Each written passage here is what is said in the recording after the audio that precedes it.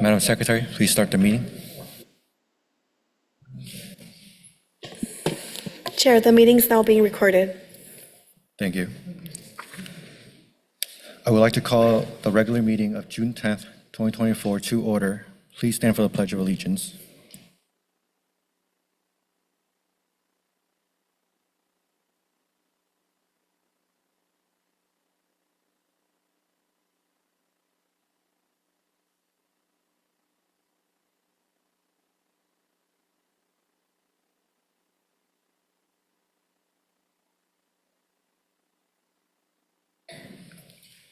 Will the Secretary please call roll? Commissioner Bellinger, Present. Commissioner Escamilla, Here. Commissioner Leo, Here. Commissioner Ramos, Commissioner Wu, Here. Vice Chair Oliva, Chair Pham. Here. Chair quorum has been reached at 5:38. Thank you. Before we begin, I would like to remind my fellow commissioners to turn your microphone on when speaking and off when not speaking.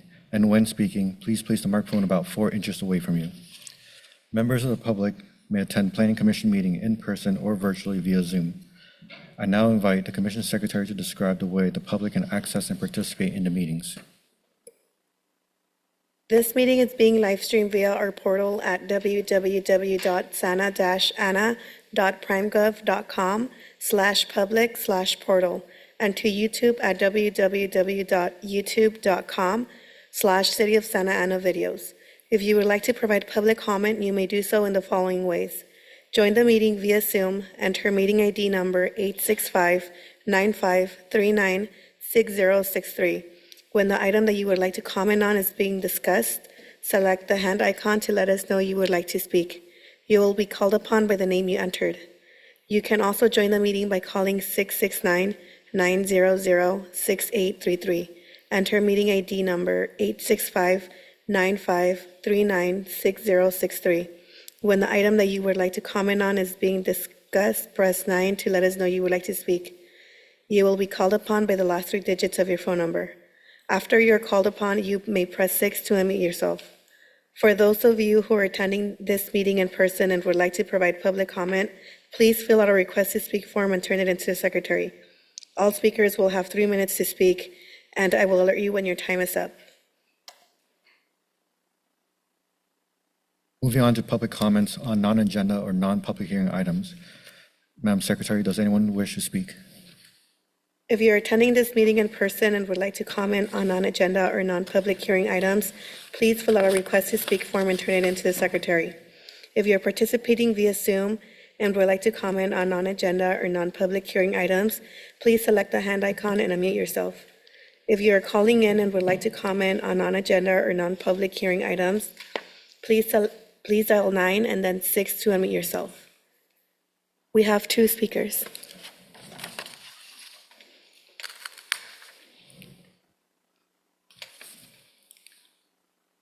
We have 2 in-person speaker, Christine Peters. Please come forward.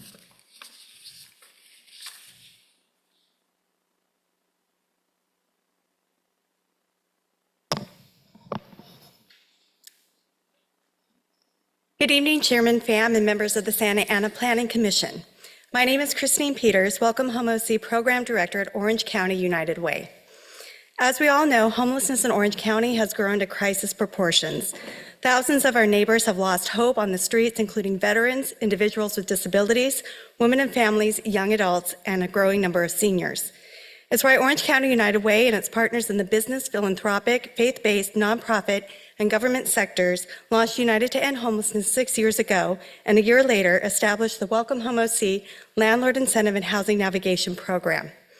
I am proud to share that as of June 1, our efforts have ended homelessness for 1,073 Orange County individuals in a humane and dignified way by providing access to permanent housing through Welcome Home OC. However, it is not enough. We know thousands of other people are at risk of losing their homes. One big reason is the severe housing shortage that has dramatically increased the cost of rental and market rate housing in Santa Ana and across the region. And has forced many individuals and families to double and triple up to share the costs, or worse yet, left scores of individuals with no alternative to move into the streets, into their cars, or into our parks. We know the fastest and best way to end homelessness or the threat of becoming homeless is to have a place to call home. Related Bristol and mixed-use urban developments can be a big part of the housing solution going forward. As proposed, Related Bristol will create 3,750 rental apartments in South Santa Ana, a major infusion of sorely needed housing for middle-income workers near large employers in central Orange County.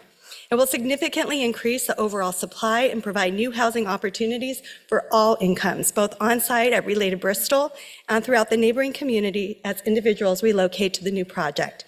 The City of Santa Ana and its leadership should be applauded for the good work it has done to put this city on pace to meet and exceed its state-mandated goals well ahead of the 2029 deadline.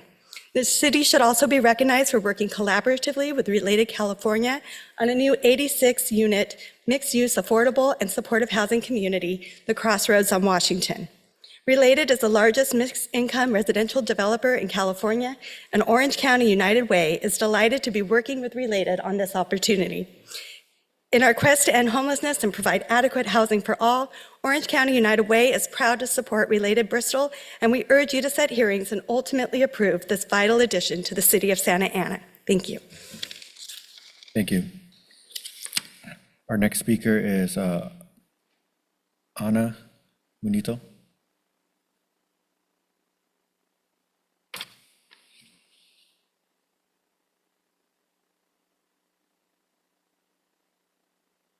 Hello, Chairman Pham and members of the Santa Planning Commission. My name is Lana Munholland, and I am the property manager at Metro Town Square, which is on Bristol Street in South Santa Ana. I'm here on behalf of the nearly 100 tenants at our center. That is one of the largest and most important sales tax producing shopping and dining destinations in the city. Our tenants are increasingly frustrated that the long overdue Related Bristol project to redevelop and dramatically upgrade our aging and outdated center has not been advanced to formal hearings before the Planning Commission or the City Council.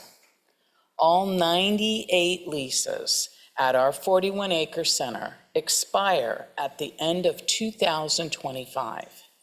Yet the uncertainty now surrounding the future of the center is creating growing anxiety and confusion among our retailers. Some have paused or abandoned plans to expand and enhance their restaurants or stores. Others are seriously considering closing permanently or relocating and leaving out of Santa Ana.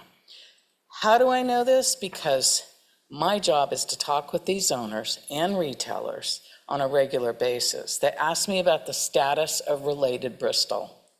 Unfortunately, I have to disappoint them and tell them the project is in limbo, stuck in the review process. The result is more vacancies that are occurring at the center, and even many of our longtime loyal customers who spend on the center for goods and services are voicing concerns. Nearly 2 years ago, Related California started meeting with every single tenant, large and small, at our center. They presented the vision for Related Bristol as a dynamic, walkable, mixed-use makeover of our once bustling shopping center. Tenants were excited, and many wanted to be part of the community going forward. Related has done a very good job of informing, helping our tenants navigate this uncertainty, but they cannot only share so much with our tenants, ask why formal hearings have not been set and the project and approved. We all know the city is facing a major sales tax revenue shortfall in the few short years when Measure X expires. Related Bristol will generate nearly $11 million annually in the new revenue of the city. That money will go along to helping the city's budget. My question is, what are we waiting for?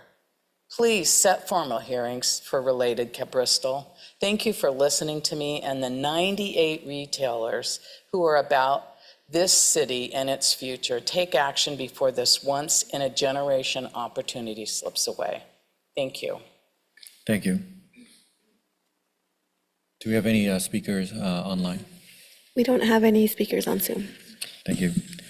Chair. Move on to the sorry. Go ahead, May I Mayor. take a moment?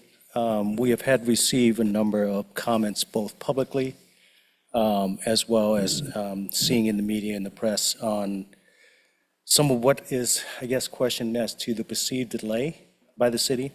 There were two questions that were asked, and we normally don't respond to this, but our city attorney also provided a very similar response at a city council meeting this past Tuesday on this project. And the question is, what are we waiting for? Or why has there not been a formal setting of the item for the agenda? We want to share that the delay and any uncertainties that has been perceived to date is all associated with the applicant's request for a development agreement, and this is a negotiated agreement between the city and the developer. With this development agreement, what the developer is asking for is a waiver of about $10, or a reduction, let me rephrase that, a reduction of about $10 per square foot in the city's HOO fee, which is a Housing Opportunity Ordinance require fee for development of affordable housing. So that going from $15 to $5 result in a $10 difference. This discussion has been going on, but we're also working very closely with the City Council ad hoc so that we can negotiate additional community benefits based on this proposed reduction. There are a few remaining issues at this time, and as of this morning, Related has requested for the city to schedule a meeting with the ad hoc at their request for late June so that they can present the last few remaining issues to the City Council ad hoc committee. So, and finally, I really want to share that we have also shared with the developer, both verbally and in written response, let him know that they have the option to proceed without the development agreement and continue to work on finalizing the development agreement so that that could be going separately. But they have chosen to have both documents going at the same time. So that's really is where we are today. Thank you. Thank you for the update, Min. Moving on to the consent calendar, is there a motion to approve item A, minutes from May 13th, as well as item B, excused absences? So moved. Second. We have a motion by Commissioner Leo and a second by Commissioner Benninger. Madam Secretary, please call roll. Commissioner Benninger? Aye. Commissioner Escamilla? Aye. Commissioner Leo? Aye. Commissioner Ramos? Commissioner Wu? Aye. Vice Chair Oliva? Chair Pham? Aye.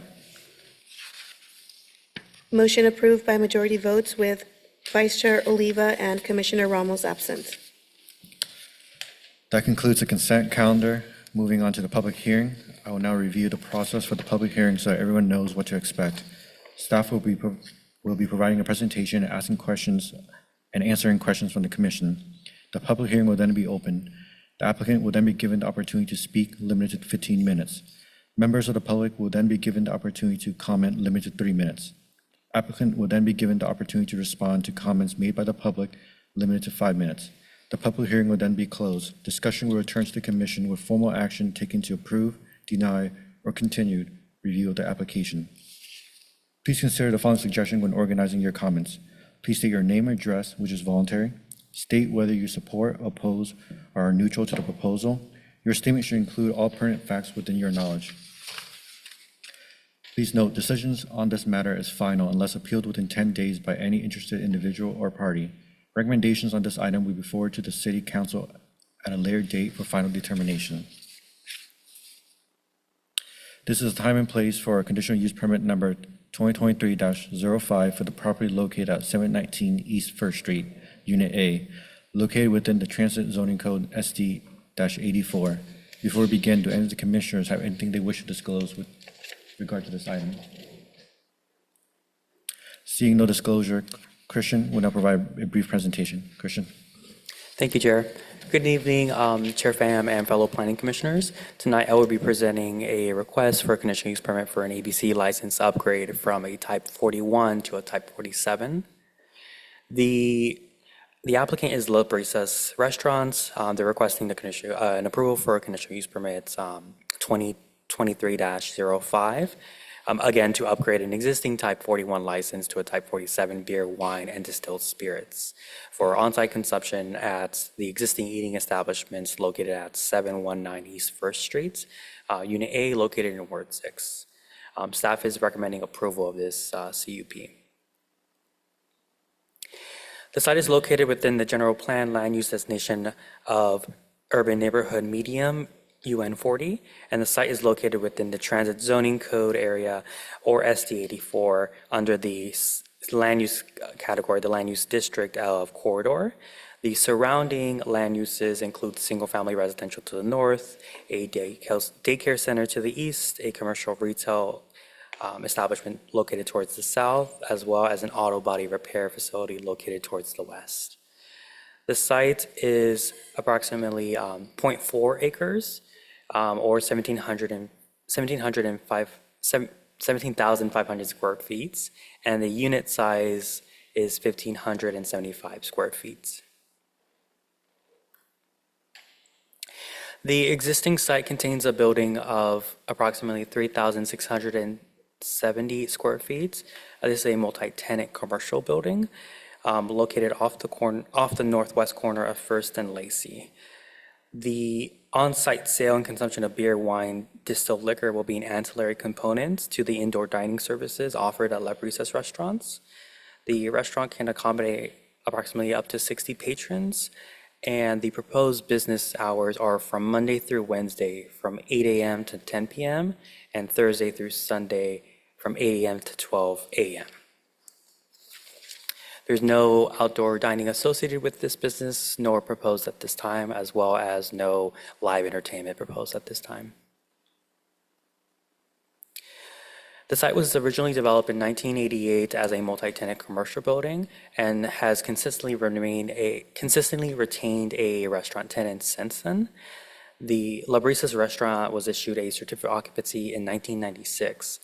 On June 9, 2008, the Planning Commission approved conditional use permit number 2008-08, which is the original Type 41 ABC license for on-site sale and consumption of alcoholic beverages. Since 2023, numerous exterior improvements have been completed, such as parking lot modifications, restriping, repainting of the facade, a new sign program, removal of previously unpermitted signs, and rehabilitated landscaping. La Brisa's is a locally long-time established full-service restaurant specializing in traditional Mexican food service offerings. Here is a updated photo of the site taken from First Street. Unit A occupies that eastern end of the property. And then here is a site plan with Unit A outlined in red. Here's a floor plan of the location of alcoholic storage areas.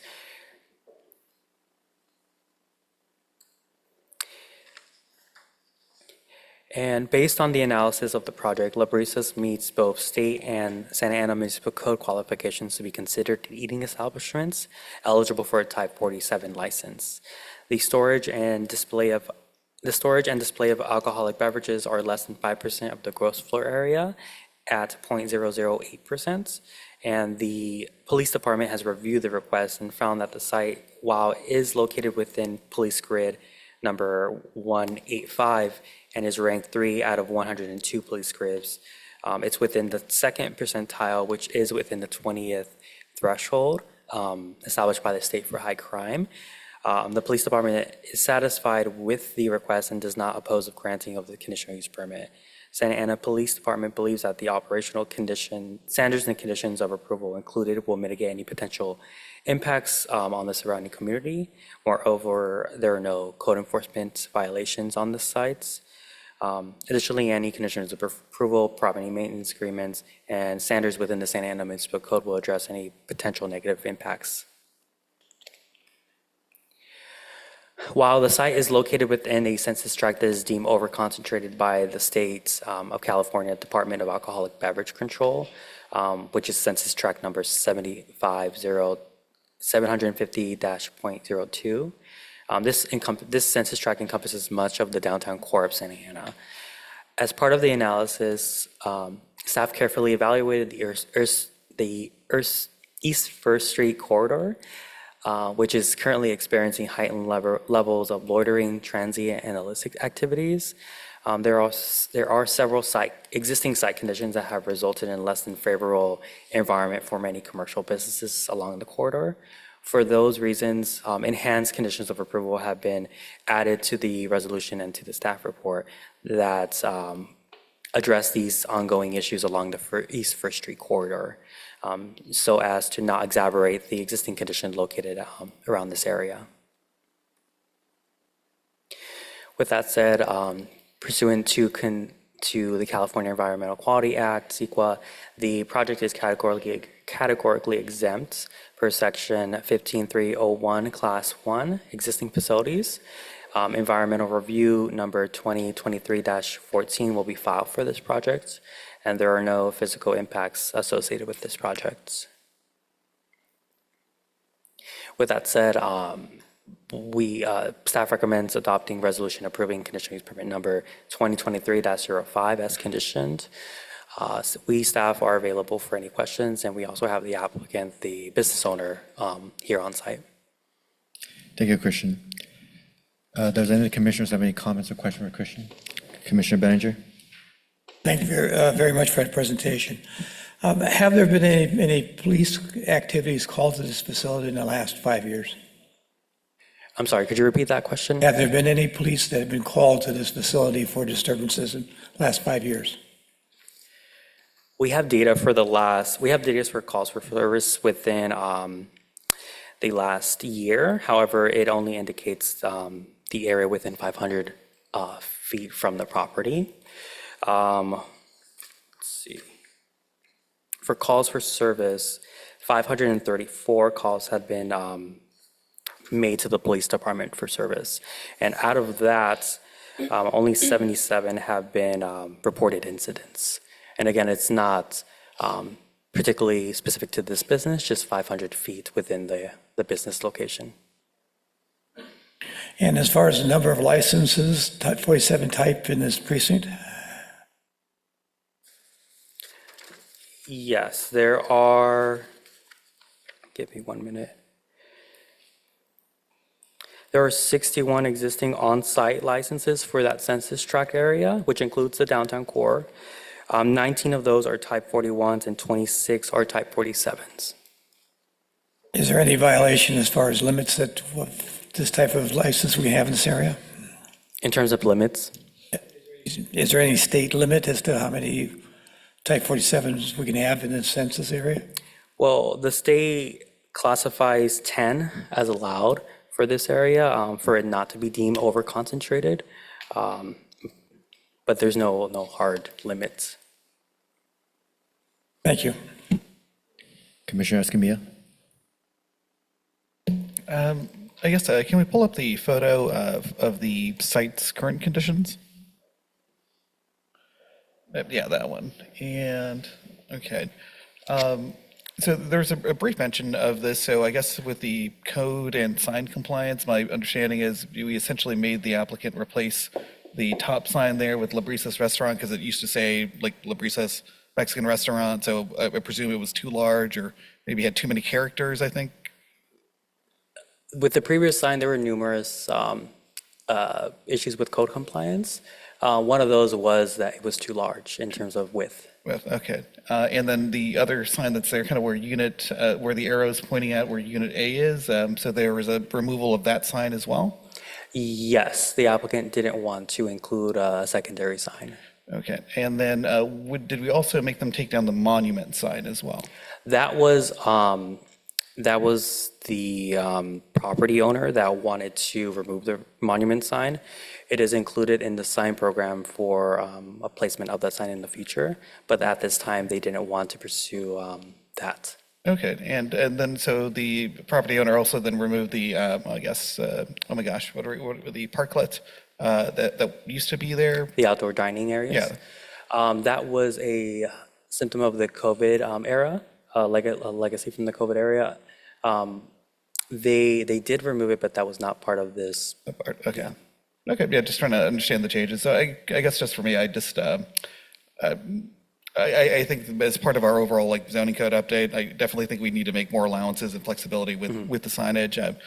For me, this is a personal loss. I think if you polled, 9 out of 10 people would prefer the old signage, even though it wasn't code compliant. It looked a little bit nicer, multicolored, different font, kind of a little bit excessive. Might have been a little too large, but again, I worry less about how large something is, like via the width of the building versus aesthetically what it looks like at the end of the day. And, we just ended up with a much more boring sign and a lack of painting on the facade. But that's more about just the review process to how we got here. I have no genuine concerns about the restaurant itself and the changing of the license. So that's it for me. Commissioner Leo? Could you go back over the hours of operation for the alcohol, the full alcohol sale?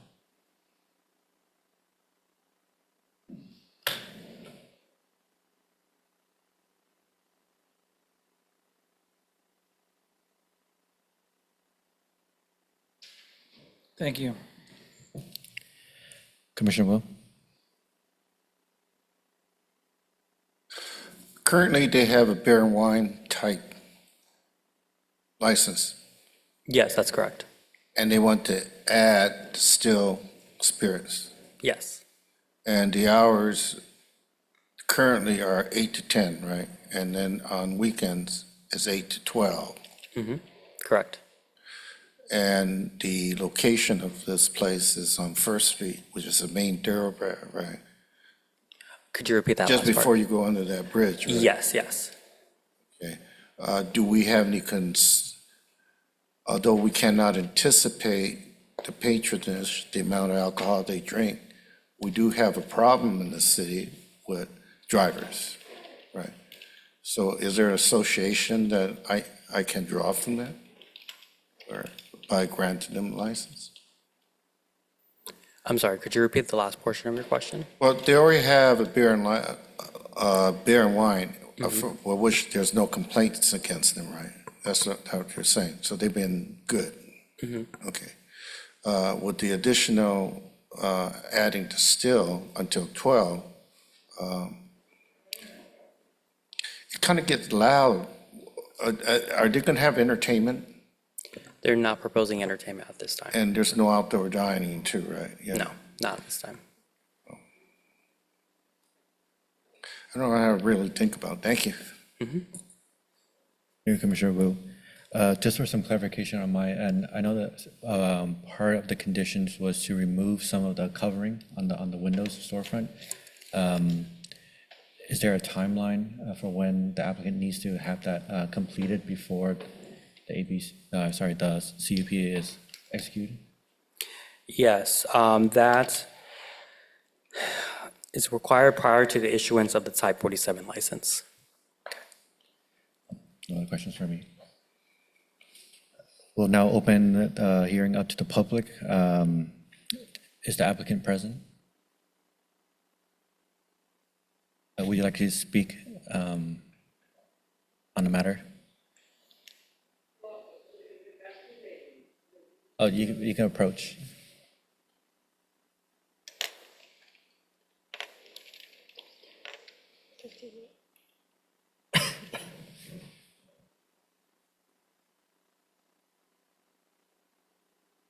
If you can tell us your name and your affiliation with the business. Good afternoon. My name is Fanny Chaparro. I'm the owner of the restaurant. I just wanted to let you know that my mom opened this restaurant since 1996.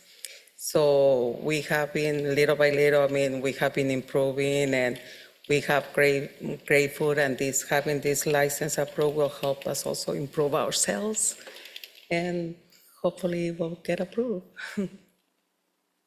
Thank you. Does any commissioners have any questions for the applicant? Actually, yeah. Commissioner Let me Leo? ask you a question. If we approve it, the license will go from beer and wine to distilled spirits. Would you have an issue meeting with staff 6 months after you start the distilled spirits? Just so that we're okay, police are okay, and you're okay, because who knows what happens, right? But just the initial 6 months, because it's a new license, it's a lot more responsibility for you. So if you don't mind us inserting that condition, that you meet with staff, just that it's okay, 6 months, then we're okay. You're okay with that? Yes, I'm okay. Thank you. Just, this is already conditioned. It's already 14, conditioned? Okay. yes. Fair enough. Right? Thank you. Thank you. Madam Secretary, have we received any written communication? Is there a member of the public who would like to speak? We have received public comment prior to the 4:30 PM deadline. It will be published on PrimeGov, and if you're attending this meeting in person and would like to comment on this item, please fill out a request to speak form and turn it into the secretary. If you're participating via Zoom and would like to comment on this item, please select the hand icon and unmute yourself. If you're calling in and would like to comment on this item, please dial 9 and then 6 to unmute yourself. We do not have any speakers. Thank you. The public hearing is now closed. I'll bring it back to the commission. I'll entertain a motion. Well, I was ready to move, but I actually haven't seen the public comments on this particular item. Were they emailed out earlier, or just because I just as a rule, I don't like to vote if I haven't seen all of the comments? The public comment was published on PrimeGov. I can send it to your email. It's in opposition of the project or of the application.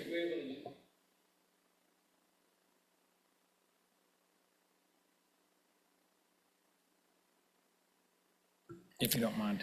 It's from Marissa Elpidama. She opposes to Type 47 license. It says, "Hi, we are opposed to granting a Type 47 license to La Brisa's restaurant due to adding the pollution, homelessness, and crime in our residential area.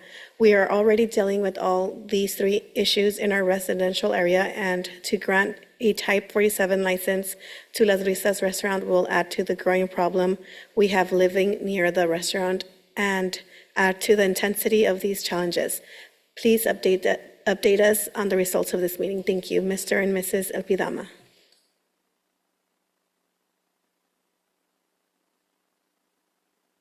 Time to consider. No, but it definitely, I am taking it into consideration, and definitely, I guess to staff, we would follow up with that particular person, just to let her know kind of the result of this, I would presume. I'm still ready to move to support and approve the license. I second it. We have a motion by Commissioner Escamilla, a second by Commissioner Benninger. Madam Secretary, please call roll. Sorry, Chairperson, did you close the hearing? I might have missed it. I did. Oh, I do, okay, sorry. Appreciate it. Commissioner Benninger, Aye. Commissioner Escamilla, Aye. Commissioner Leo, Aye. Commissioner Ramos, Commissioner Wu, Commissioner Wu,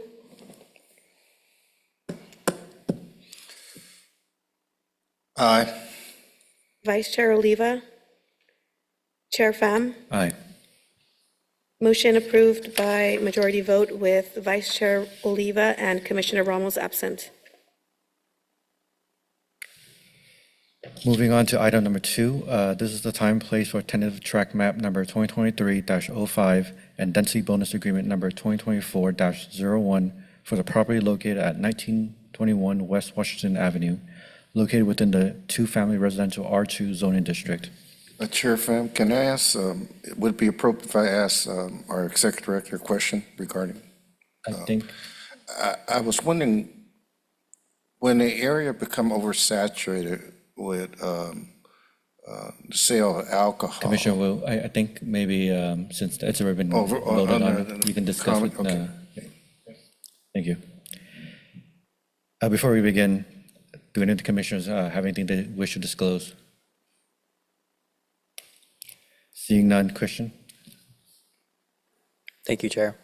The second item is a request by Habitat for Humanity of Orange County for the approval of tentative tract map number 2023-05 and density bonus agreement number 2024-01 to allow the construction of a 6-unit for-sale residential development proposed to be 100% affordable, restricted to low-income households earning less than 80% of the area median income, And the site is located at 1921 West Washington Avenue, located in Ward 3, or Ward 5. The proposed project requires the approval of a tentative track map for the condominium purposes, as these are for sale units. And the applicant is also requesting waivers and incentives through a density bonus agreement pursuant to the California Government Code. Staff is recommending approval of tentative track map number 2023-05, as well as a DBA number 2024-01. The site is located within the general plan land use designation of low density residential LR7, and the zone is currently R2, two-family residential. The site is located the site is surrounded by multifamily residential uses located towards the east and west, as well as single-family residential uses located on the north and south ends. The lot size is approximately 0.37 acres or 16,109 square feet and is currently vacant. The site was previously developed as a religious convent. The project is a 6-unit residential development proposed to be 100% affordable and comprises of 3 duplex buildings. The project is a subdivision for condominium for sale purposes. All units will be comprised of 3 bedrooms, minimum 2 restrooms, a living room, dining room, kitchen, as well as in-laundry facilities. Unit 6, which is located towards the very rear of the property, is designated to be fully ADA compliant as a first floor units and will have accessible parking. Here is a site photo of the existing sites. And here's the site plan of the proposed project, which illustrates the 3 separate duplex buildings. And then here's a typical floor plan for units 1 through 4, with living common areas on the first floor and private areas on the upper floors. And then here is a floor plan for unit 5, which is located in the rear duplex building. The unit is entirely located on the upper floor and has access through the ground floor through these stairs here. And then this is unit 6, that ADA compliant unit I referenced earlier with their accessible parking garage attached. And then this parking area, this Hampton parking spot is designated for unit 5, which is on the 2nd floor.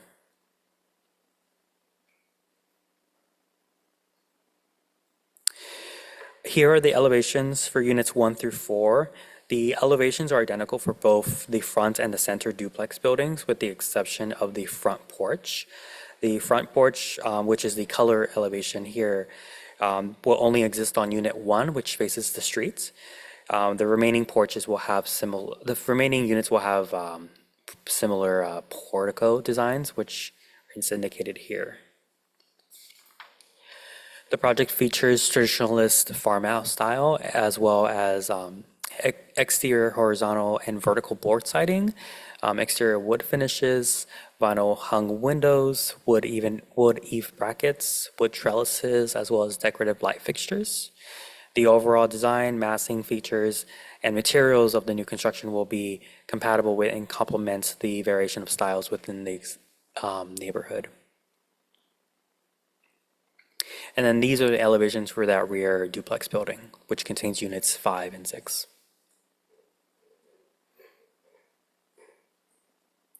Here is the conceptual landscape plan for the property.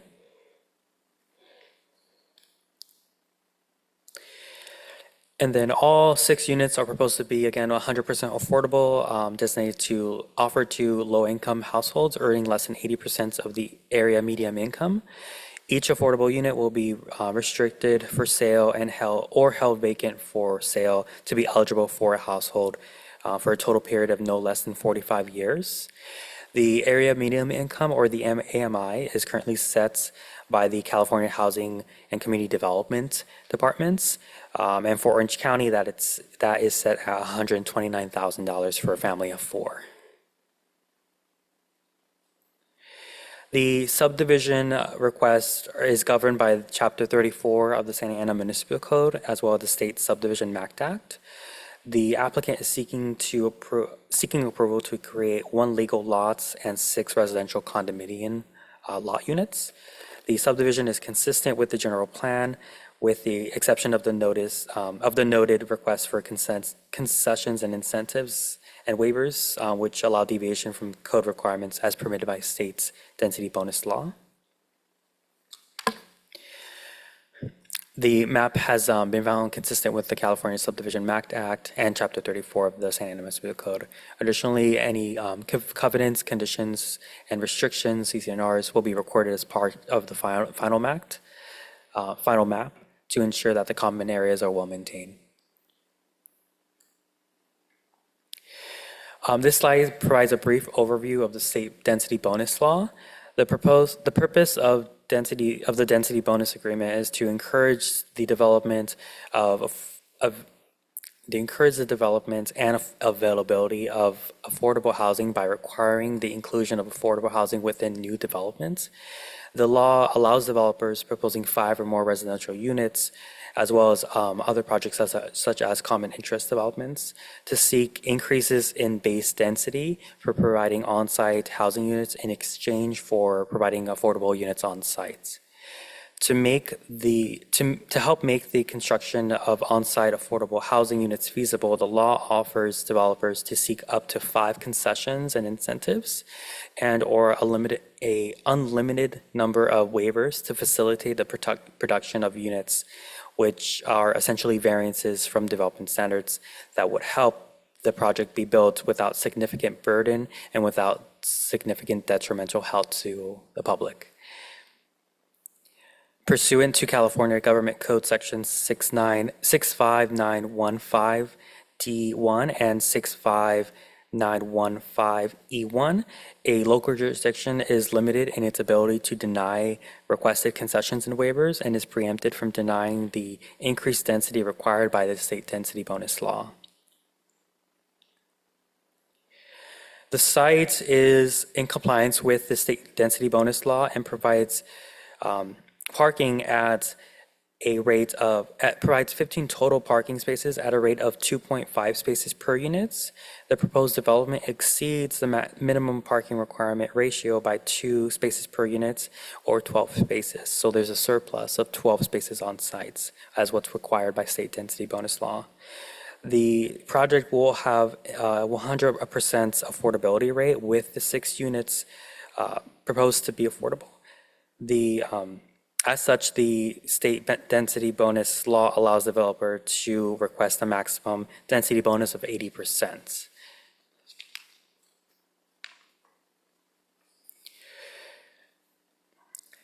This table outlines how we calculate state density bonus. For a 100% affordable housing project, the state grants, again, the developer 80% of a density bonus. Outlined on the table, the subject site is located on a 0.37 acre lot with an allowed density per the general plan of 7 dwelling units per acre. So this totals out to 2.59 base units. And under the state density bonus law, we round up, so it would be 3 base units. We then multiply the base units with the 80% density bonus to get an additional 2.4 units. And again, we round up, so an additional 3 units. In total, we have 6 units which are allowed with the density bonus, and the project is proposing 6 units. Here is a list of concessions and incentives and concessions that the applicant is requesting. The first concession is reducing the rear yard setback. The Santa Ana Municipal Code requires a minimum rear yard setback of 10 feet. If at least 1,200 square feet of open space exclusive of side yard areas is provided.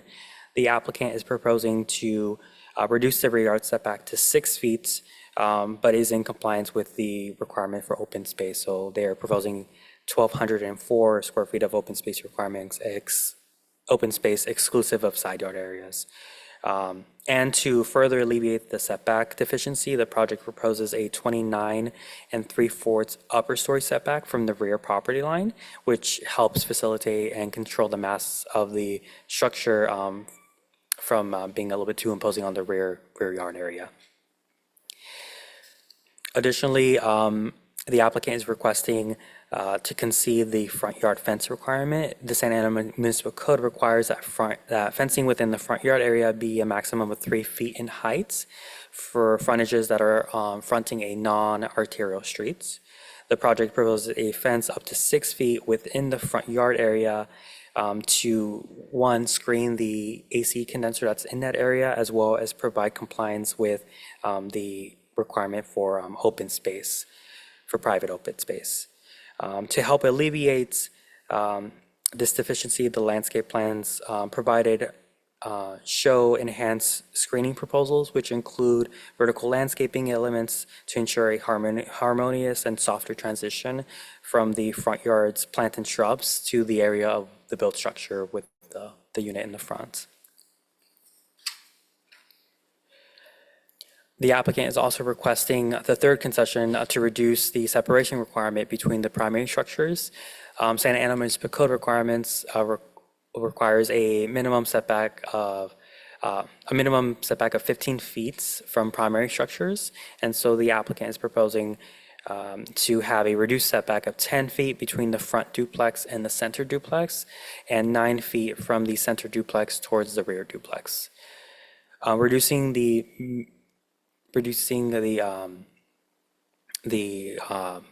setback between the primary buildings. For the fourth concession, the applicant is proposing to reduce the private space requirement for Unit 5 in particular. Santa Ana Municipal Code requires that 100 square feet of private open space be provided per unit in a form of a private deck or patio. In this case, this is the unit that's on the second floor, so they're proposing a balcony patio area. However, the size dimensions are a little bit deficient. They're proposing a 13-foot by 7-foot balcony, which is totals 91 square feet, which is under the 100 square foot minimum. And then for the waivers, the applicant is only proposing one waiver, and this is to have the location of the trash enclosure area be located towards the front of the property, similar to how the property on the eastern end has their trash enclosures. The trash enclosure is required to be screened from the public and to be physically integrated with the project. As proposed, the trash enclosure is located towards the front of the property, and strict adherence to Santa Ana Municipal Code requirements would require a full redesign of the site to accommodate for trash pickup towards the rear of the area. To help alleviate this deficiency, the landscape plans provided show this trash enclosure area to be screened with different variation of landscaping elements to ensure that's not visible from the streets. Overall, the project satisfies the purpose of the state density bonus law and assists with accomplishing the goal of providing affordable for sale housing opportunities in Santa Ana. The project provides the opportunity for reinvestment into the site and the local neighborhood. The project provides an economically balanced community by providing housing for different demographics at different income levels. And the project is designed to be compatible with the scale of the surrounding neighborhood and is consistent and will be consistent with several goals and policies of the general plan. Pursuant to California Environmental Quality Act and the CEQA guidelines, the project is exempt from further review pursuant to Section 15195, the residential infill exemption, as the project meets all the thresholds set forth in Section 15192. The project is also exempt from further review per Section 15303, Class 3, new construction or conversion of small structures, because it is within an urbanized area and consisting of no more than 6 dwelling units. Additionally, there are no physical impacts associated with this project. And then just please note that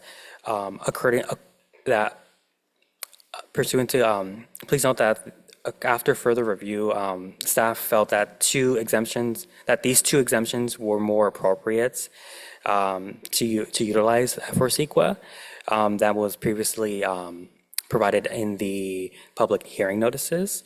The project remains exempt, and a notice of exemption will be filed if this project is approved. So with that said, staff is recommending approval of a resolution approving tentative tract map number 2023-05 and density bonus agreement number 2024-01 as condition. Staff is available for any questions, and we have the applicant, Habitat for Humanity, in the audience as well. Thank you, Christian. Can you return back to the landscape plan? Yeah, of Just a course. bit easy overview of the site. Commissioner Bettinger, do you have any question for Christian?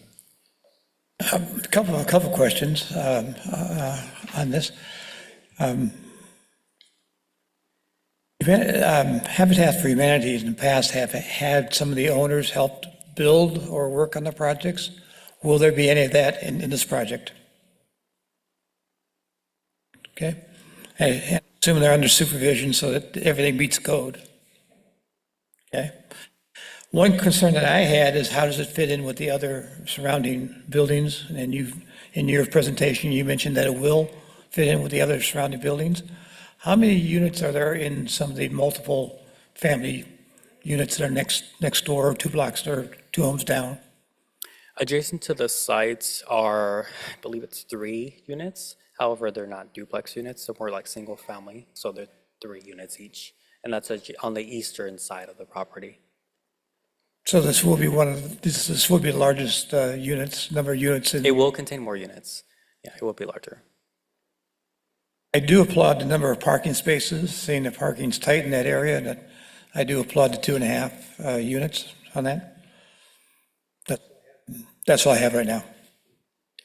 Commissioner Escamilla? Yeah, I guess I'm going to start with what I like. So actually, I do like the overall wrapping in the materials. I think that that's really important when we just approve anything, so that we don't have plain materials on one side, these kind of being like homes, really kind of treating them like from every single direction with the same materials. I think it comes out well. I probably would have done the vertical on the bottom and the horizontal on top, but it's quibbling. But I guess the other thing though is I'm kind of seeing this particular project as almost like a list of requirements that we currently have in our code that we might want to take a closer look at as far as the regulations to enable housing. So I know in this particular case, it's 100% affordable, and therefore most of these regulations are going to be kind of just thrown out because of the state preemption.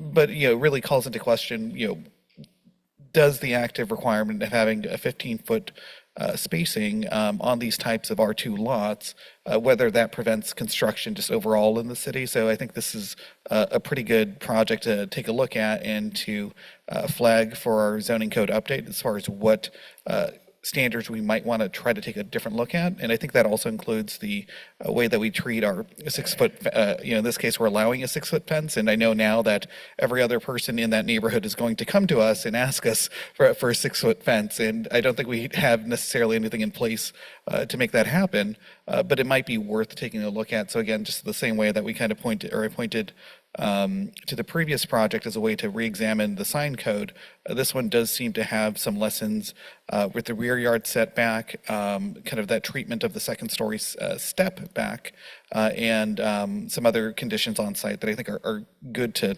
overall take a look at, because I don't find any objection with these requirements so far.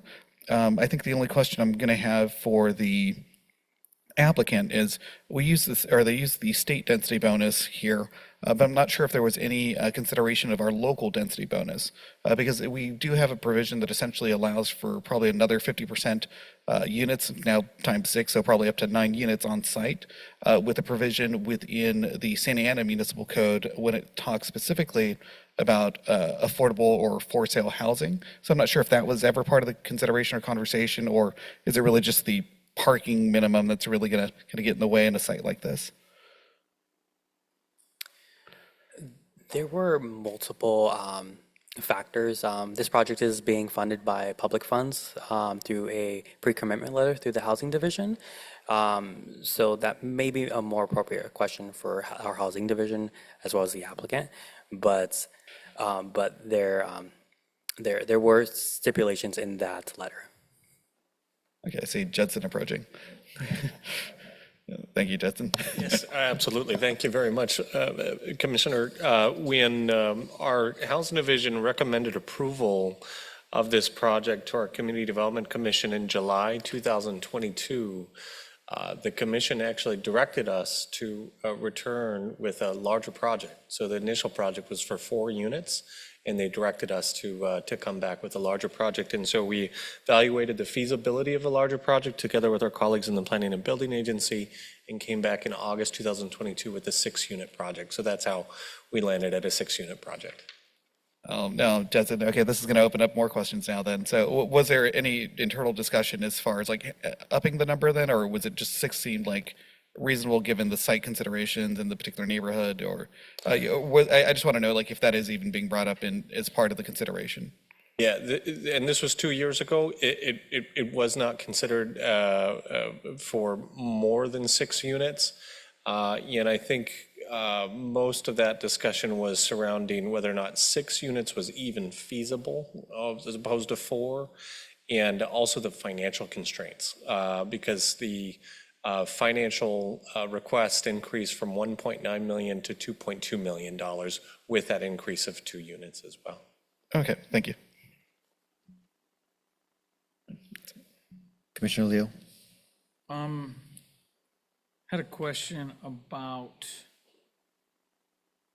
it's not the number of units, it's about overcrowding in the units. If you're gonna put a family that's making a little bit of money, they're able to afford these, how do we regulate the number of people? And who's responsible for monitoring that? Or if, as a unit, like, we know that the city's very dense, there's lots of people who aren't even counted. And so I have a question, if you're gonna bring 6 new units on for families, which is what these units are, is it 1 family? Is it 2? Is it 3? And how does that get managed and controlled by the city? Because my next question is gonna be about the fiscal impact. So I don't know if somebody can answer that question. I need to know what goes into the definition of fiscal impact, because it generates property taxes, but yet there's a fiscal impact on the sewers, the pipes, and everything else because we're making it more dense. So looks like someone's gonna answer some questions. I just wanted to chime in on the capacity limits. Yes. Generally, those have been found to be unconstitutional, so you can't really place limits on the amount of family, or how do you define a family, whether that's 1 family, whether it's, you have your uncle living there, whether it's a cousin. Generally, those have been found unconstitutional, and you couldn't impose those type of requirements. Now that's open to can of worms. Fire code will say a certain number. Building code does. So what you're telling me is that someone can have an unlimited number of people in a 3-bedroom home. So basically, I can have as many people as I want, is what you're saying, because they are unconstitutional. True or not true? Before we go down that rabbit hole, I just want to kind of take a step back and think about why we're actually here. This is to approve a tentative track map and a density bonus agreement. So the fact that we're getting into this conversation, I want to get into the weeds of it, because we have to figure out, is that applicable to the approval of a tentative track map? This has very specific findings that you're supposed to make. And I think if we start talking about occupation limits and fire codes and building codes that relate to that, it's kind of going off topic, and it's not. The issue is this, and it very clear. State law allows for the density. The impacts to the surrounding neighborhoods and to the fiscal infrastructure of the city are immense. So that's why I asked the question. If it's limited, who manages it? Who doesn't manage it? From what you said, legally, we don't manage it. So it doesn't matter how many people live there. So that raises the question of taxing the fiscal infrastructure and the other things. What I'm asking about is, I understand the city's dense, but when you put 10 people in a two-bedroom place, that taxes everything. So that's what I'm asking about. So if it's not managed by us, then so be it. So I'll let staff answer. But that is my question, because this is not the first density that we've approved. We approved another one, because I have another question about trash. So go ahead. Thank you very much, Commissioner. So with respect to advice of our legal counsel, under page 6 of our density bonus agreement, under the definition of household, the minimum number of occupants is 3, and the maximum number of occupants is 8. Okay. And Habitat for Humanity will maintain an agreement with each home buyer to monitor their compliance with the CCNRs and with the density bonus agreement. Okay. Now let me ask you a question about trash. This is the last density bonus project we approved. We had trouble with trash. This one, we got to give an exemption for trash. Clearly, it's an ongoing problem. We got to figure out how we're going to let trash trucks collect trash at the front of the property, because this trash truck can't go in and turn around and come back. Same thing on the last one. So I'm raising it as Commissioner Escamilla would say, this is a policy question. But I just wanted to raise it because here we are giving another waiver on trash, because I understand that the density bonus laws allow it. But we as a city need to figure out trash pickup on the front side of the property, because we're never going to be able to create these U-turns for these trash trucks. That's all. Commissioner Wu? This project has been presented to us before, right? And to the community development and housing. Because we've seen it before. And after we got our initial presentation and our comment, it may not have been this group, but the Planning Commission received it. That organization over there has had several meetings out in the community, right? Including showing it once, showing it twice, coming back with the suggestions that was suggested by the community, right? Okay. And you call them back too, to answer their question. The question of 9 units came up in the community too, but they didn't want it to go any higher, okay? The property towards the back over there on the left, you kept it as disability because that's also a comment that community made, that they didn't want to look over the fence because the guy that lived behind there had that objection. So what we have here is staff worked hard to, with the applicant, to mitigate those things that were concerned and yet provide housing. And at 80% of the median income, right? But you need a lot of income today, to buy housing in Orange County in general. And with the mortgage rate, interest rate being what it is, we got to stop thinking about affordable housing as something that is cheap, shoddy, and is for people who don't deserve to get housing.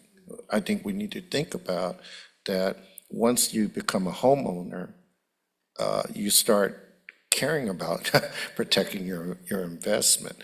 And I think the mitigation there in terms of the side yard, front yard, the number of parking structure, and the mitigation with the trash was discussed with the community. And I think that although they have some concern, they largely supported going forward. So my question is now, staff work kind of thing. Since this is going to be one lot, right, with different property on it, you guys are going to have to do a lot of work to make sure how much of my property ends here, beginning here, so that it's on the deed of trust, right? So that once it's sold to everyone, there's not going to be dispute in the future. That's correct. There is a map that's recorded that shows the boundary of what's private, but also what's also common ownership and would be addressed by. Good. Looking at the construction plan, I go, you guys did a great job of making sure that that happens there. And just the other question is about, because Commissioner Leo brought it up, about the trash truck going in. The fire mitigation is still accessible, right? And that was taken into consideration as well. That's correct. Okay. So, that's all my question. And we had a demonstration about fire because someone set off the alarm during our public meeting there at El Salvador Park, right? Okay. Thank you very much. Thank you, Commissioner Wu. Christian, question on, since these units are separate ownership, is there any conflict within the density bonus language from the state versus ADU languages with the state, given that these would be separate owners, essentially separate single-family homes? Would they be eligible to have a JADU within the confines of each unit? Not a JDU. Or garage conversion? But I'm just potentially a curious garage if- conversion. If there's a possibility of additional units on site? Yes, but not a JDU. For JDs are strictly prohibited from multifamily buildings. And then the property, it's within half a mile of public transit? Yes, I believe so. We can double check that, but it's within a denser area of Santa Ana, so it shouldn't be too much of an issue. And would Habitat for Humanity act as the HOA of the property? No, they'll set up their own HOA. Commissioner Escamilla? Thank you, Chair. Yeah, I think it's, the entire city is a high-quality transit area, just by, all our lines. I just wanted to point out one more thing on this particular one.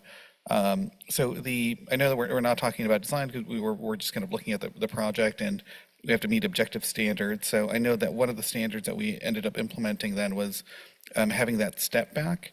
But sometimes I think if we want to try to break up some of the massing, sometimes we still have relatively small eaves on all of these projects. And that's, at least for me, visually, we can kind of distinguish between different areas of construction by just how wide those eaves are. So if you just implement some sort of minimum standard there, it might break it up a little bit more. But again, it's relatively just a minor detail. But I know that they're looking a little thin for the size of the building.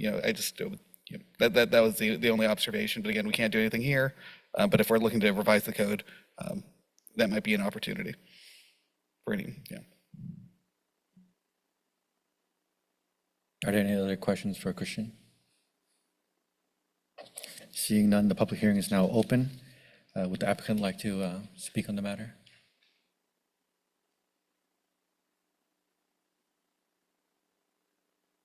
Good afternoon. I'm Velma Della Rosa. I am the VP of Housing Development for Habitat for Humanity.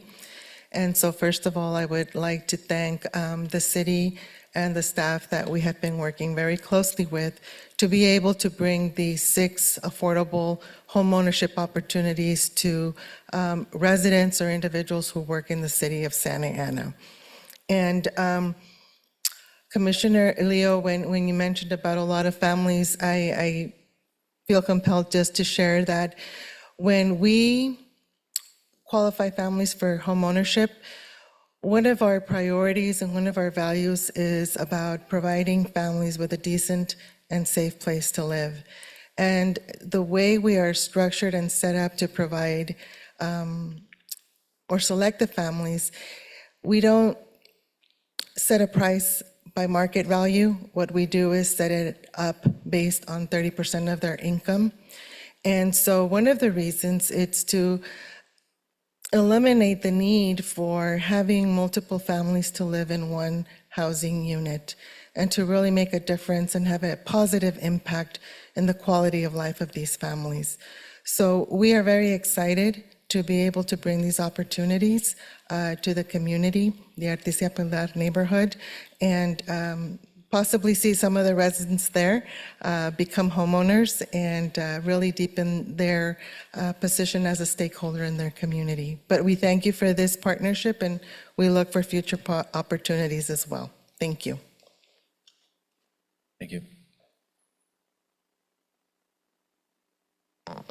Good evening. I'm Michael Valentine. I'm the CEO of Habitat for Humanity, Orange County. It's a new role for me, about 6 months in, but very honored to be serving in this capacity in this community. Santa Ana has been a very good partner for our mission, and just want to extend my thanks. Thanks very much to the staff for working so hard to get us to this place tonight. We're really excited about it.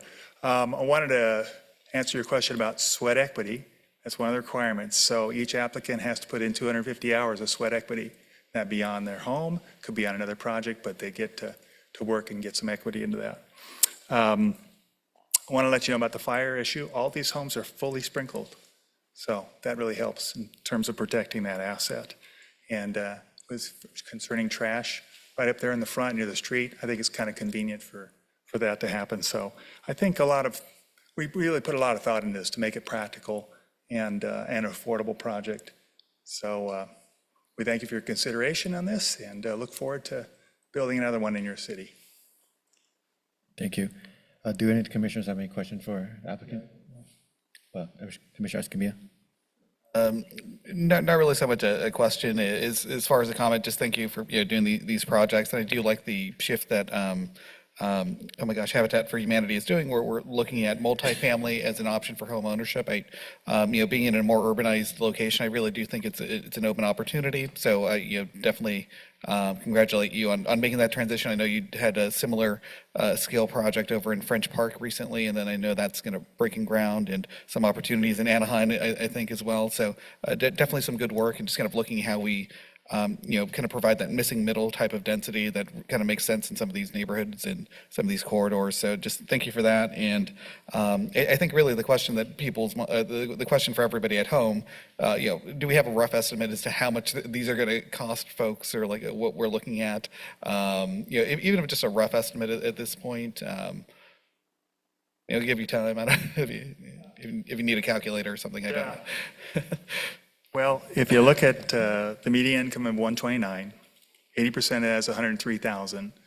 30% of that's going to be roughly $31,000 will be their housing costs, PITI, HOA. I think utilities are rolled in on this one too, right? So I'm not a mortgage calculator here, but I imagine, what do we think, 285? I think we're thinking 285, 300,000, somewhere in that range for the home. That is very far below the median priced home in Orange County, right? At 1.2, I think, right now. So and I think that was just to the point of. Yeah, just kind of roughly the.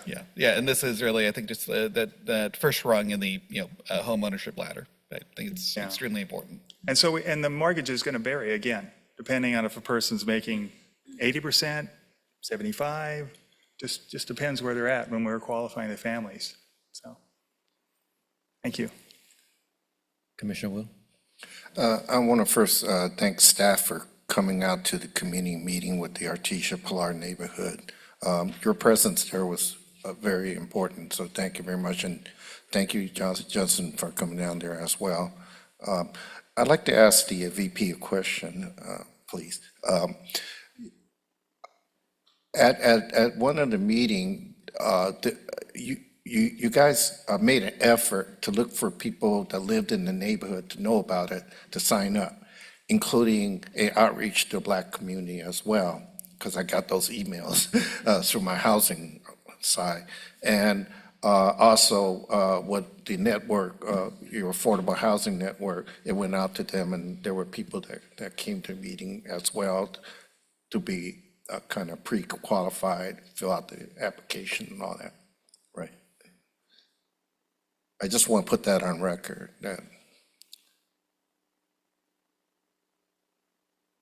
Yes, so we have conducted outreach and provided information to the neighborhood and partnered with, for example, the City of Santa Ana, the City College, also partnered with the Hispanic Chambers of Orange County to access the businesses and their employees so they're well informed of the opportunity for homeownership for their employees, their members. And I remember talking to Black residents about looking forward to the opportunity as well. Yes. And that's one of the underserved population in terms of home ownership. So I'm glad to see that. Thank you. Thank you.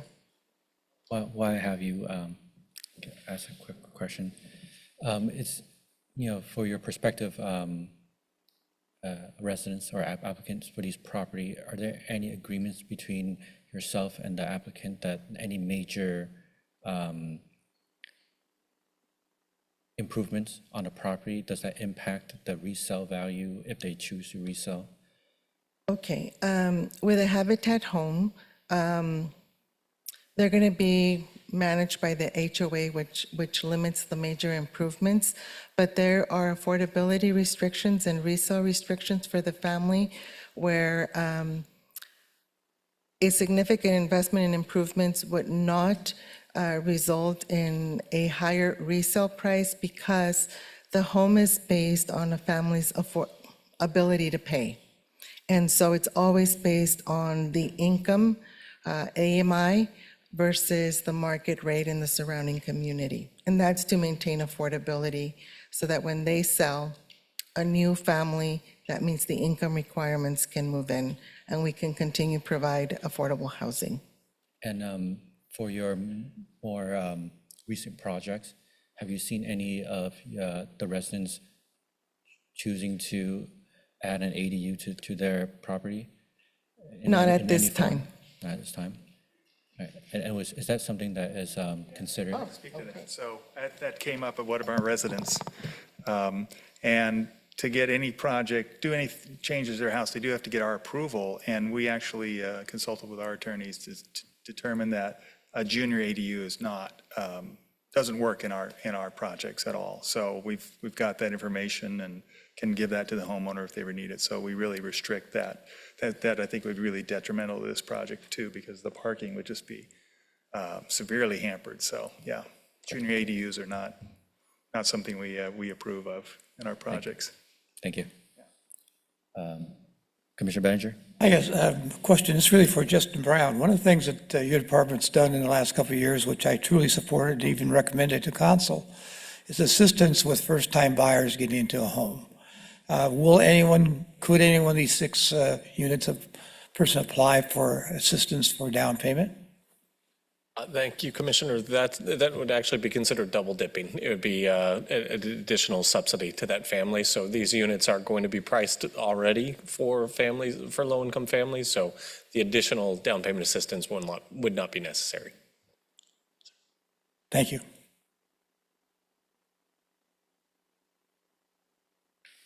No other comments? Madam Secretary, have we received any written communication or any members of the public that would like to speak?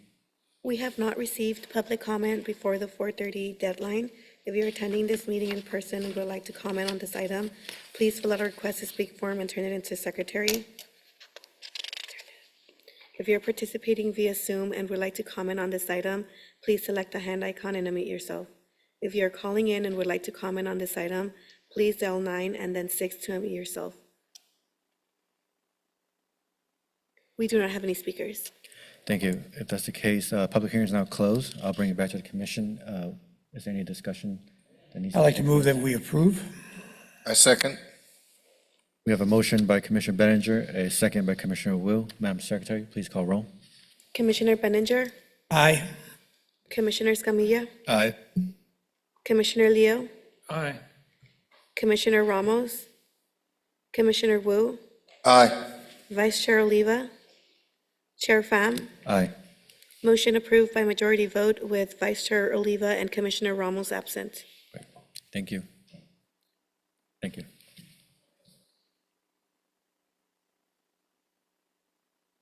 That concludes the business calendar. Moving on to staff comment. Ali, we had a Thank you, Chair. We have a short presentation by our planning manager and our legal counsel. This is a follow-up to some questions that we received from several commissioners from the last meeting. Staff did have a chance to speak to every commissioner privately, but also was able to forward you a copy of the bylaw as well. Today's presentation's goal is just to be very brief, but we do want to address the questions as well as sharing with you how an item could be potentially be placed on the agenda for discussion. Ali? Thank you, and good evening, members of the Planning Commission. As Director Tai shared, this is a follow-up to the last Planning Commission's request for information about the bylaws and some ensuing details. So as a framework or overview, the bylaws provide a framework and structure to commission meetings. And both the Planning Commission and the Historic Resources Commission have bylaws by which they operate, including a code of ethics and conduct. For context, the Planning Commission bylaws were last updated in 2016. So the bylaws for the Planning Commission are structured and organized to ensure an orderly meeting can take place, while also affording applicants due process rights to have their applications considered. Topics in the bylaws include meeting times, quorum, conduct, application considerations, how to take action, motions to approve, continue, deny, abstentions, conflicts of interest, consent items, voting officers, enforcement, code of ethics and conduct, and other duties. Just as an example, for example, in July, we'll have the election of officers. This is because your bylaws call for that. So a request came up during the last Planning Commission meeting about how to add matters to the agenda. This is described in Section 12B of the Planning Commission bylaws in a section called Matters Before the Commission. And while there is a description of text in there that staff forwarded the entire bylaws to the commission for your review, but nonetheless, it does largely follow the same process as what would take place at a city council meeting. So when this happens, if there's a topic of interest for review, a council member discusses it with the city manager, and the city manager and that council meet, often with legal counsel available as well. And if it's determined to be an appropriate topic for the larger city council meeting, then it is added to the agenda toward the end as a discussion item. And during that time, just like at city council, then the members on the commission could take a vote as to whether to pursue discussion of that topic. So for the Planning Commission, that would require 3-member votes. Should those member votes come out in the affirmative to further explore that topic, then at the next meeting, that topic would be placed on the agenda for actual discussion. And if there's a desire to further pursue the item in greater detail, then it requires a majority vote. So in that case, then 4 out of 7 commissioners to continue discussing the item in greater detail. The items that could be discussed during this style or method of adding an item to an agenda, the bylaws make a distinction between the terms applications and matters. So for example, applications, these are things that an applicant has submitted to the city for consideration, whereas this section uses the term matters. So this is topics of study. It cannot include actual applications filed by an applicant. So to use an extreme example, let's say the commission finds out that there's an application for a drive-through at a restaurant coming up and it's currently under staff review. The commission does not have the authority to say, okay, we want to rush this and have it on the agenda now, when staff is still going through its normal review processes that any applicant is afforded. But it could include, as the last bullet on this sheet details, general topics for study, such as land use topics, like let's say the commission wanted to explore home-based businesses, or the height of cell phone towers, like general topics of study. Then those would be an example of the word matter as opposed to application. Things like possible zoning text amendments as well, like if there seems to be a repeat issue with one type of setback or parking standard or whatnot, then that's an example. Hey, staff, we'd really like to explore the topic of parking. But again, to protect the commission, my colleague Jose would be happy to add to this as well. If the conversation is using general terms, but we know it smells like a duck, it walks like a duck, it quacks like a duck, it looks like a duck, then it can't really be singling out an application that's still pending. And again, that's all rooted in the due process rights. The commission acts as an adjudicating body to evaluate applications once they're ready for action. So that's basically it. That's the best overview and process. I know following the last sort of communications that we had one-on-one with many commissioners, as well as during the last meeting, there was that specific question about, how would that section of the bylaws actually be implemented? And this is the clarity we hope to provide the commission this evening. So with that, I'd be happy to answer any other questions. And of course, our legal counsel as well would be happy to chime in. Commissioner Benninger? Funny you bring this up. One topic that I have a concern with is our regulation on the location of air conditioners in residential homes. If you look at our current law, they have to be behind. And that was written back when the air conditioners were noisy, high decibel limits and what have you. Now with the upgrade, and you look at the other cities around us, they allow them to be located between buildings and closer, in my case, closer to my garage, which is much more efficient for me. So if we want to change our, if I'm going to propose a change in our current air conditioning locations, what you're saying is I have to propose it here at the dais and have two of my other colleagues ask for further questions. So, I think that's a great example, and I would touch back on the route of how the process would start.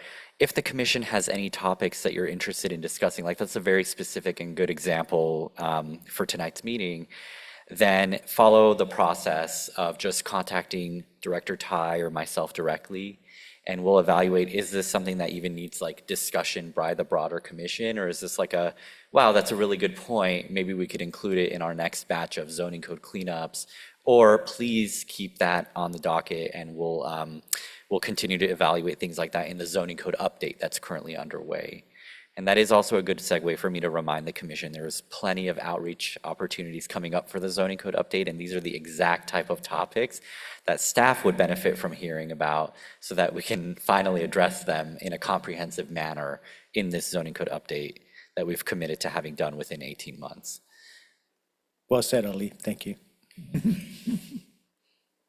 Commissioner? Go ahead. Commissioner Escamilla? Yeah, no, I guess it's the same question, right? It is theoretically, what is the theoretical fastest way to get something on the docket from like one meeting to the next? Is it, I'm here, we get the agreement, we don't really take a vote, but take a roll call. And I being a former planner, it's like there's still a lot of mays in that process. There aren't really that many shalls. So I guess this is probably more for my colleagues. We might have to talk to our respective appointers to see like if we do want to make an adjustment where if there is something that we absolutely do believe as a advisory body should be brought forward, do we have any real mechanism to bring it forward? And right now there's still a little bit of wiggle room there, I think, again, with the may and the may, like, and I'm not sure, like, theoretically, if there are things where there might be disagreement between staff and commission on whether or not we should discuss something publicly and that it should be added. Well, I think the general rule of thumb is that if it's a zoning land use matter as impacting potentially citywide or has a greater magnitude of impact rather than any one specific project or any specific issue that is related to a private application. So when it's related to an application that is active in the city, that is a very clear, bright line, right? When we have an applicant that is, applying to the city for certain types of even zoning amendments, land use matter, that's still very specific. But if it's something a matter of citywide, that is something that the planning commission can approach that as a matter of land use concerns and bring it about through the process we just described.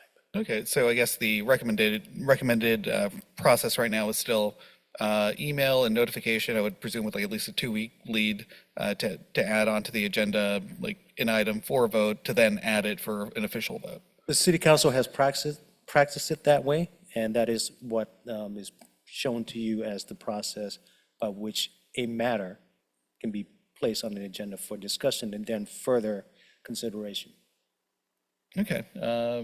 I think I'm okay. I definitely, like, in my mind, I'm still like thinking flow charts and like, okay, yes, no's and such, and or what is it, the potential for a staff pocket veto in the sense that like we'll get to it, but it never happens, I guess. So I don't know if we do have any timeline requirements, and it doesn't seem to be in the bylaws, but again, for me, just figuring out what options are when there's something that maybe we do really need to discuss. Like for me, it's our parking in front of single family residents. Can we add, make that driveway width a little bit bigger? That would be an example. The other option you have is to also discuss it directly with the chair. And through the chair can also discuss with staff as well as to how to place things on the agenda, how to place topics on the agenda. Okay. Well, a lot of power. All right. Commissioner Leo? On the presentation or any comment? Pertaining to the presentation. Oh, well, since I'm the person that raised it, I appreciate the slides. We have clarification as to what we can and can't do. I think that, that's the process we're in and acceptable and email and what it is. And I think that, since Commissioner Benninger brought up air conditioning, I'm gonna bring up trash trucks with density bonuses. Can we talk right after we conclude? I mean, yeah. Also, the Brown Act, so let's say 3 members needed to, 3 votes are needed to bring that topic up. If that item's discussed outside of the hearing, just to kind of have a straw vote on whether or not there is adequate support, is there a conflict in that? Yes, just because that could be considered like kind of like it's like the wheel and spoke approach where you talk to one commissioner and then you talk to another one to try to get a majority vote for that item. So yeah, that would be a Brown Act violation. So it has to be as spontaneous. These are the items I would like to bring up, and then see if there's a spontaneous agreement within that hearing that at least three of the members are in agreement.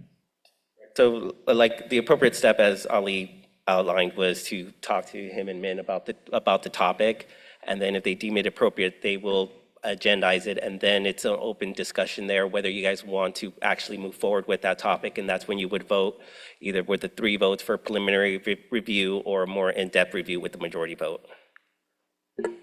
Commissioner Wu? Number one, I want to thank staff for responding to our question regarding the bylaws and the processes. And number two, I really appreciate that personal call to inform us about a big project and where we are and why we don't want to interfere with what you have going on already. The third thing was that I think both Commissioner Leo and I brought up something about a more healthier approach to our planning. And in my case, I think, and I'm glad that you asked a question about will you monitor, and he said, oh, that's in here already, which brings me to the point where I'm thankful of staff, is that on slide 4, where you talk about administrative project, that's where some of the things that I was worried about, about the oversaturation and public usage and all that will be taken care of, because administratively, you guys will make sure that that's included in the condition. So I do appreciate that a lot. That was one of the things holding me back from voting on it. But now that I understand that there's an administrative process to go along with what we do in terms of follow-up and monitoring, I can put it in a context now. So thank you very much. Any closing comments from the commissioners? Commissioner Benninger? No, just again, to reiterate what Commissioner Wu said, we do appreciate the response and do appreciate the phone call asking my opinion. So I very much appreciate that. That's my comment. Commissioner Escamilla? Are we also doing closing comments now? Okay, sorry. Thank you for that. Sometimes I do get lost in my own head. I guess just a quick item. I was browsing for fun, obviously, the annual progress report from the state regarding everyone's RENA's number, and they had a really interesting little factoid. So just based on time from submission of application to construction, and the thing that stood up to me is Santa Ana's there at one of the top 6 or so for longest time between the two. So I'm not sure like how we're taking a look at that. I know that we're definitely aggressive in like construction, but that particular metric, I'm like, wow, that kind of stood out because we're not that far behind San Francisco when it comes to like time from submission to entitlement, and San Francisco is notoriously hard to entitle. So I'm just a little concerned there. I know that we do great work once the projects are done, but again, just that length of time is a little concerning. I'm interested in looking at that too. We'll definitely dig into that. Commissioner Leo? So I had a question, and you guys can get back to me on it, but I think it goes to what Commissioner Wu just mentioned. The definition of fiscal impact. And I saw Alan calculating in his head, he was trying to figure out, okay, if we give him, if we were to give an applicant a liquor license, how much of the police call is gonna cost us, and what's the cost benefit to the city? And we're all aware of the economic situation the city's in, wanting to assist businesses and property ownership and those things. But I don't understand the definition of a fiscal impact, because the definition of a fiscal impact can go many different ways. I mean, if you take the density bonus one we approved on Grand a while back, the taxation on the sewers and all the other stuff, which they're not paying to improve, those deteriorate quicker because it's a denser project. Maybe we get some ancillary sales tax from the residents. So what is the fiscal impact? So what is, when all these projects that come up here say no fiscal impact, what does that actually mean? Because in reality, we could approve a great project, but yet we lose money on it, and then the city, all of us up here have to pay to fix it. So if you can get back to me, you don't have to answer now, but I'm just trying to wrap my head around, okay, what is the fiscal impact? If it generates more revenue and it's less on us, it's a good thing. If it doesn't generate revenue and it's more on us, it's not a good thing, at least in the current economic climate that we're in. And thank you. And we will take the time to evaluate how to really truly look at fiscal impact.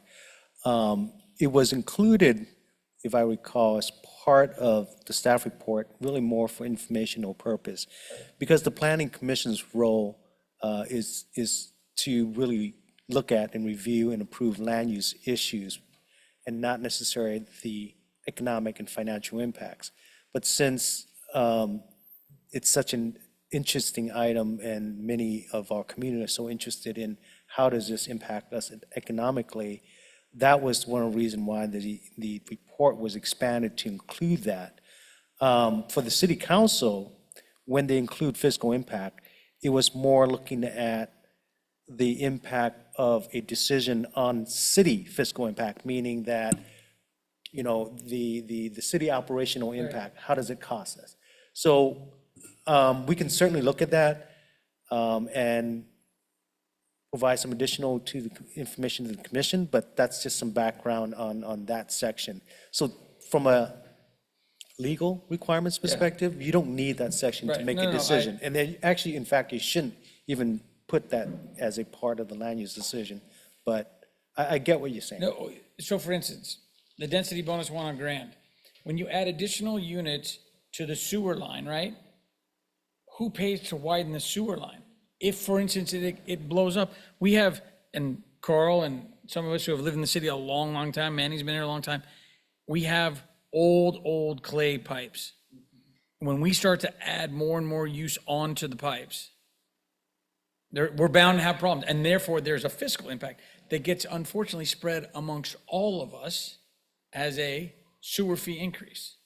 So that's what I'm trying to figure out, like, as we do these things, which I'm not opposed to, which we have to do, but we need to kind of lay it out there, because that's part of the, how we're putting 3 units on a 1-unit sewer pipe.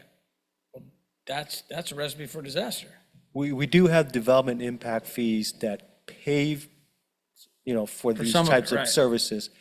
But I agree with you. I think you're hitting the nail on the head, is that fee really don't pay for the actual reconstruction of the facility when it goes, when the life of service ends. That is true in many cases. Right. And one of the biggest challenge for cities, older cities like ours, is the replacement and reconstruction of infrastructure. Right. Unfortunately, in terms of housing and the housing density and housing bonuses that are required and mandated by the state, from my perspective, does not look at these type of issues, nor does it address it through providing funding. They're looking at housing as a priority, and therefore, everything else just really is secondary concerns. So that's how I see the state views housing and its impact, traffic, parking, infrastructure. Most of those items and the waiver process really, and the concession process essentially waives a lot of the concerns and impacts. Thank you. Commissioner Will? What is our recovery? The recovery is if you could go through and build a project, that meets the state demand, right? And if what we ask the developer to put aside or pump in and all that, they agree to it, then we're not forcing them to do that. We're not preventing housing being built. Is that the finesse? The idea is that the fee covers the impact, but oftentimes, the rising costs in the economy is at a much quicker rate than the recovery costs through the fee process. The city, when we impose a fee, has to evaluate the nexus between the fee and the services that's provided and have it as a cost recovery, not as anything else but cost recovery. So we can't balance it no more on community and development and housing. Where we need to spend our attention, I think, is in another department that's not part of planning, and that's economic development. We have to bring businesses that can generate the kind of tax base that to cover, because if we only have a large population that does not generate the tax revenue that we do, then we have to find some other means to bring more tax revenue if we demand these services. So you raise an interesting question, as usual. And I'm sorry to interject here, but I think we should pause the discussion of the fiscal impact just because we don't want to get into a full-blown discussion between staff and the commission. I'm glad you're looking into the processing entitlements a lot quicker. I think that's a positive in every end. Other than that, yeah, I appreciate the overview. Seeing no other comments, do you have any comments? Okay. Sounds good. Meeting is adjourned. Next regular meeting, June 24th.